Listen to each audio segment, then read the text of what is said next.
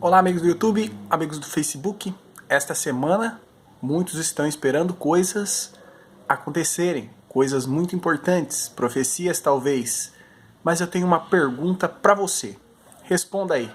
Você acha mesmo que Jesus vai deixar a sua noiva aqui durante a grande tribulação? Essa é uma pergunta muito inteligente, mas é uma pergunta também muito maliciosa. É uma pergunta muito bem preparada. É uma pegadinha, tá bom?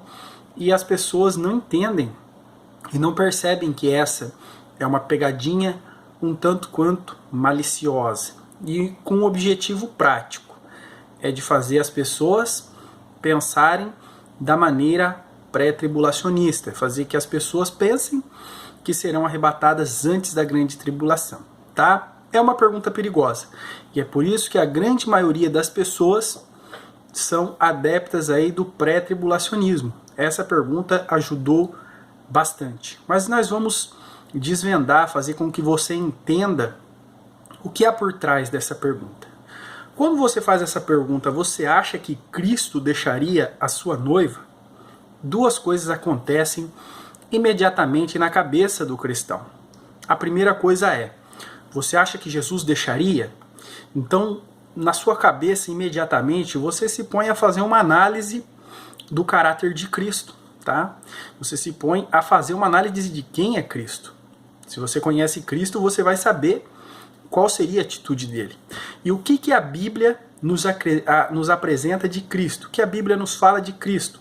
Nós vamos lá nos evangelhos procurar essa resposta. E o que você encontra nos evangelhos? Um Cristo compassivo, amoroso, e que ele sente a dor do seu povo, né? Nós vimos Cristo se compadecendo dos doentes, curando centenas e centenas de doentes. Cristo se compadeceu da multidão com fome, faminta, multiplicou os pães. Cristo, ele chorou por ver Jerusalém, né, entregue aí aos pensamentos errados. Falou: Jerusalém, Jerusalém, que mata os seus profetas. Ele se compadeceu daquela cidade. Quando orava ao Pai, na sua oração sacerdotal, ele se lembrou dos seus discípulos e disse: Pai, esteja com eles, guarda-os, porque eu os guardei até agora.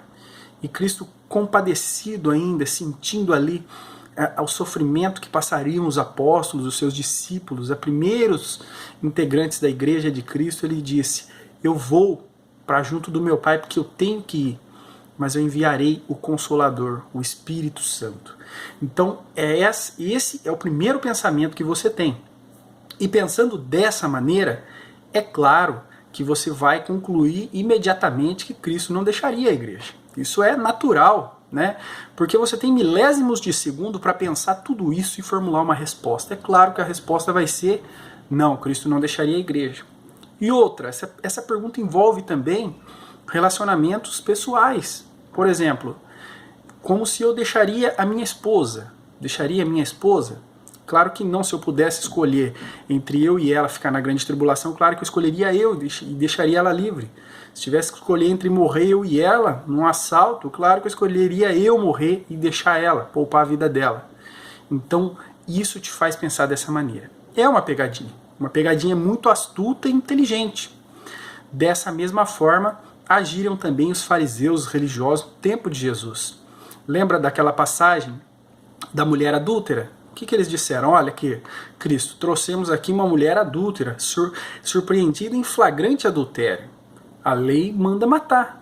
Era uma pegadinha. Cristo ficou ali numa encruzilhada, porque se ele fala apedrejem, ele seria morto por Roma, porque Roma dominava, só ela podia aplicar pena capital, pena de morte. Então, se ele fala isso, ele estava contra Roma, ele ia ser um seditor. E se ele fala não apedrejem, ele ia estar contra a lei de Moisés, a lei de Israel também, e também eles teriam motivos para condená-lo. Então, foi uma pegadinha. E Cristo nada respondeu. Cristo deixou que eles mesmos percebessem o pecado deles. Porque a lei não mandava que apedrejasse só a mulher, mas que apedrejasse também a mulher e o homem que estava nesse ato. Então eles viram, perceberam que estavam errados. E com essa pergunta você fica aí nessa sinuca de bico, né? Se eu falar que Cristo deixa a sua igreja, eu vou estar negando aquele Cristo amoroso e compassivo que os evangelhos nos apresentam. E se eu falar que Cristo leva a igreja, eu concordo com eles. Então você fica numa sinuca. Mas analisando as Escrituras com sinceridade, buscando na palavra de Deus, você vai ver que Cristo não deixa de ser aquele Cristo amoroso, compassivo, aquele Cristo maravilhoso que os evangelhos apresentam. Ele continua sendo essa mesma pessoa. E isso não interfere na pessoa de quem ele é. E Cristo ele nos avisou, nos falou, através de muitas e muitas passagens bíblicas, que nós passaremos por sofrimento, perseguição, e isso que nós vemos. Quem foi o primeiro mártir? Não foi Estevão, que foi apedrejado?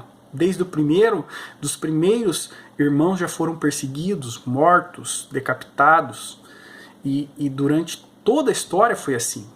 Você ficaria mesmo alegre, contente, sabendo que milhões e milhões dos seus irmãos morreram de maneiras horríveis no tempo da Inquisição, morrem hoje nas mãos do Estado Islâmico, e você não vai passar por isso, você não pode passar por isso. Você ficaria satisfeito consigo mesmo, a sua consciência ficaria tranquila, sabendo que milhões e milhões de cristãos morreram pelo nome de Cristo sem negar, mas você não pode, você tem que ser tirado antes.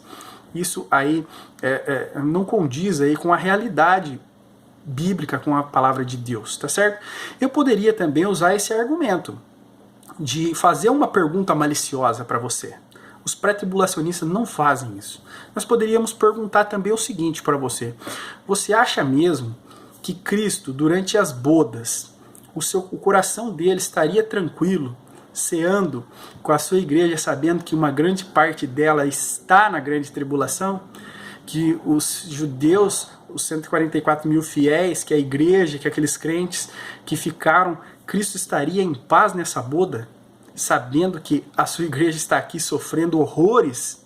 Será que os crentes ficariam em paz sabendo que os seus irmãos estão na terra? Porque os crentes nessa época já estarão transformados. Eles ficariam em paz e tranquilos sabendo que os seus irmãos estão sofrendo horrores nas mãos do anticristo? Isso não se encaixa também. Podia fazer essa pegadinha para você, mas não, eu prefiro trabalhar com a palavra de Deus e com sinceridade. Tá certo? Agora, no modelo pós-tribulacionista, isso funciona muito bem.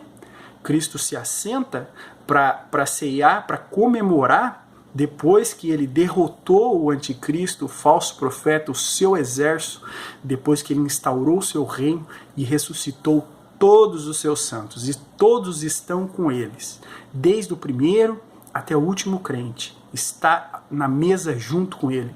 Faz muito mais sentido.